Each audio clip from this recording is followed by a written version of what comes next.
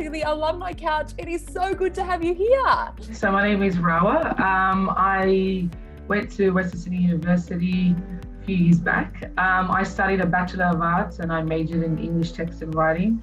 And then I went on to do my Masters of Teaching. It's a kind of funny journey to university, not because I sort of wanted to, but it was because my father had 7 children and he just said, I was number 6 in the family, and he's just like, take one for the team. And I was like, okay. Taught in the same area that I grew up in and I went to school in. So I knew as a student sort of some of the things that we were lacking, and I thought maybe if I become a teacher, I can maybe somehow fill some of those gaps.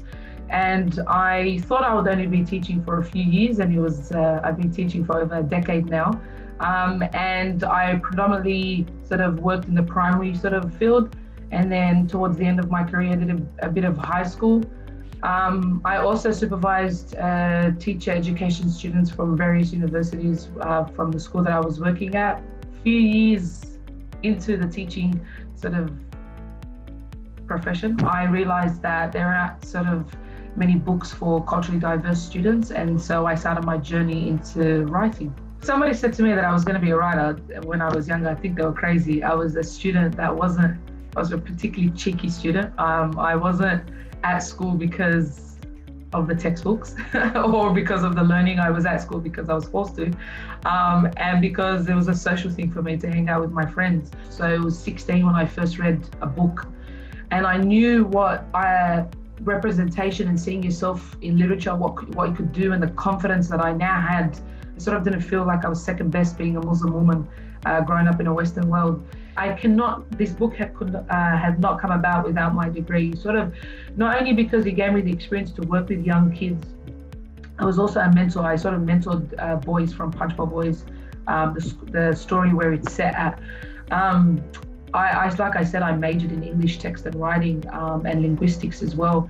And so just having just the technical part to writing also helped me. But the career highlight for me would be my father came home from work and my mother was at home, and I sort of just said to them, let's get in the car and I want to show you something.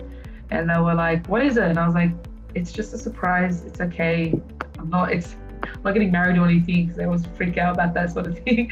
And I was like, just get in the car. And I took them to Dimmicks, where it was the first time my book was now in bookstores. And so they sort of, I don't have anyone in my family, and I have thousands and thousands of cousins. Nobody's ever written a book. It's just something that we don't do. And so they don't understand the logistics, or I guess the enormity of having your book in Dimmicks. It's extraordinary and such a great achievement. And not only Dimmicks, in all bookstores. I teach creative writing workshops, but a lot of the creative writing workshops that I teach at are sort of never in my area. I always have to travel sort of a fair distance.